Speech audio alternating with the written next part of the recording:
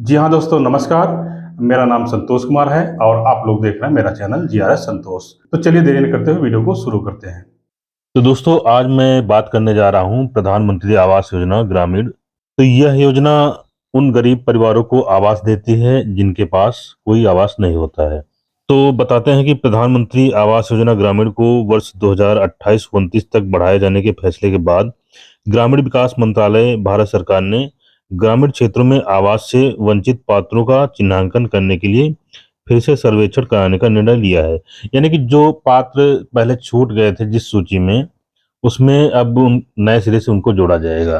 प्रधानमंत्री आवास योजना ग्रामीण को वर्ष 2028-29 तक बढ़ाए जाने के फैसले के बाद ग्रामीण विकास मंत्रालय भारत सरकार ने ग्रामीण क्षेत्रों में आवास से वंचित पात्रों का चिन्हांकन करने के लिए फिर से सर्वेक्षण करने का निर्णय लिया है। सर्वेक्षण की तिथियों की घोषणा मंत्रालय द्वारा जल्द की जाएगी। तो इस सर्वेक्षण से संबंधित भारत सरकार की तरफ से कई सारी गाइडलाइंस निकल रही हैं और वहां से सूचनाएं प्रेषित की जा रही हैं। तो इन सूचनाओं में क्या है, आइए आप लोगों को बताते हैं। तो इसमें सबसे पहले कहा गया है कि प्रधानमंत्री आवास योजना ग्रामीण के अंतर्गत आवास प्लस 2018 की सूची के पात्र लाभार्थियों का नाम जोड़े जाने के संबंध में। और आगे बताया गया है कि आप अवगत हैं कि प्रधानमंत्री आवास योजना ग्रामीण एक महत्वपूर्ण योजना है जिसके माध्यम से ग्रामीण क्षेत्रों के आवास विहीन परिवारों को पक्की छत उपलब्ध कराए जाने की कार्रवाई की जाती है। विगत वर्षों में योजना के क्रियान्वयन के दौरान यह अनुभव पाया गया है कि पात्र लाभार्थियों के चयन के लिए किए जाने वाले सर्वेक्षण को जितने अच्छे एवं पारदर्शी तरीके से कराया जाए, उतना ही योजना के संचालन एवं पात्र लाभार्थियों को सुविधा उपलब्ध कराए जाने में काफी मदद मिलती है। सर्वेक्षण सही ढंग से कराया जाए तथा पात्र लाभार्थी सूची में आने से वंचित न रह जाए, इसके लिए सर्वेक्षण पूर्व कतिपय कार्रवाई विकास खंडों में अपेक्षित है। यानी कि सर्वेक्षण में क्या सावधानियां बरती जाएं, उनसे संबंधित इस विषय में बताया गया है। आप लोग इसको सही से सुने कि इसमें क्या क्या कहा गया है। तो नंबर 1 पे है, जनपद की समस्त ग्राम पंचायतों में ग्राम पंचायत सचिवों द्वारा बैठक आयोजित कर ग्राम वासियों को संशोधित मानक एवं सर्वेक्षण के संबंध में विस्तृत जानकारी उपलब्ध कराई जाए। यानी कि ग्राम सचिवों को जो वहाँ के गांव की आम नागरिक हैं, उनको इस योजना के विषय में कौन लोग पात्र होंगे, कौन अपात्र होंगे, इस विषय में विस्तार से उनके बीच में जाकर चर्चा करें।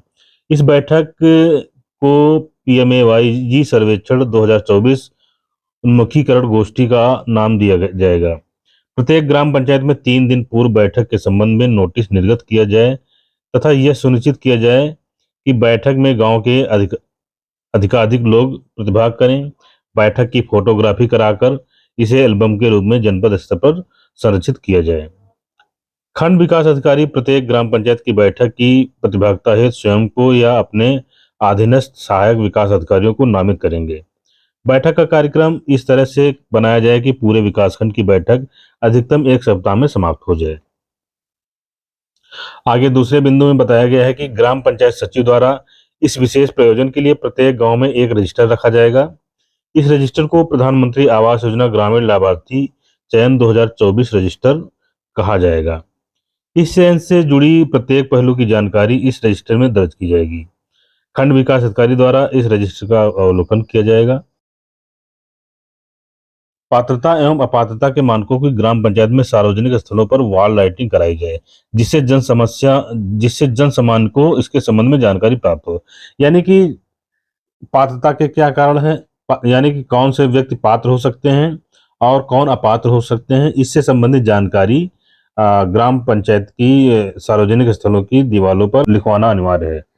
चौथे बिंदु में है, सर्वेक्षण का कार्य पूर्ण होने तक इस बीच आयोजित होने वाले सभी तहसील एवं थाना दिवसों में प्रधानमंत्री आवास योजना ग्रामीण के नए मानकों एवं चयन प्रक्रिया के संबंध में जानकारी देने की व्यवस्था खंड विकास अधिकारी द्वारा कराई जाए तथा इसका भी फोटोग्राफ जनपद स्तर पर संरक्षित किया जाएगा।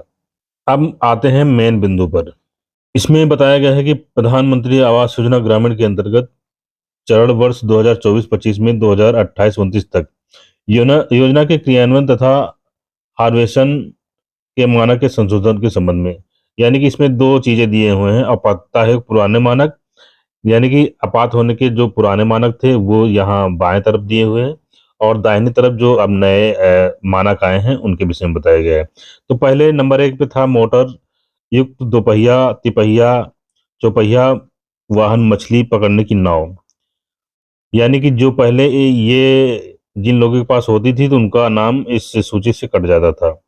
और मशीनरी तिपहिया, चौपहिया कृषि उपकरण, 50,000 के ऊपर अधिक ऋण वाले केसीसी कार्ड, वे परिवार जिनका कोई सदस्य सरकारी कर्मचारी हो, सरकार के पास पंजीकृत गैर कृषि उद्यम वाले परिवार, वे परिवार जिनका कोई सदस्य 10,000 रुपए से अधिक प्रति माह कमा रहा हो, आयकर देने वाले परिवार, व्यवसाय कर देने वाले परिवार, वे परिवार जिनके पास रेफ्रिजरेटर हो, वे परिवार जिनके पास लैंडलाइन फोन हो, वे परिवार जिनके पास 2.5 एकड़ या इससे अधिक सिंचित भूमि हो, कम से कम एक सिंचाई उपकरण हो, और 2 या 2 से अधिक फसल वाले मौसम के लिए 5 एकड़ से अधिक सिंचित भूमि हो, वे परिवार जिनके पास 7.5 एकड़ या इससे अधिक भूमि हो और कम से कम एक सिंचाई उपकरण हो। यह पहले के मानक थे अपात्रता के, और अब नए मानक आ गए हैं जो अपात्र होंगे। यानी कि ये चीजें अब होंगी जिस व्यक्ति के पास, वो प्रधानमंत्री आवास योजना का लाभार्थी नहीं हो सकता है। इसमें नंबर 1 पे आता है मोटर चलित 3-4 पहिया वाहन का स्वामी। यानी कि उसके पास कार या अन्य कोई मोटर व्हीकल ना हो। यंत्रीकृत 3-4 पहिया कृषि उपकरण का स्वामी, यानी कि खेती संबंधित जो उपकरण लगते हैं इसमें ट्रैक्टर है, अन्य जो बड़े वाहन है वो ना हो। तीसरा है 50,000 या इससे ऊपर के किसान क्रेडिट कार्ड धारक, इनको भी इस योजना का लाभ नहीं मिलेगा। वह परिवार जिसमें कोई भी सदस्य सरकारी कर्मचारी हो। और पांचवा बिंदु है सरकार के साथ पंजीकृत गैर कृषि उद्यमों वाले परिवार, परिवार का कोई भी सदस्य 15,000 रुपए प्रतिमाह से कमाता ना हो।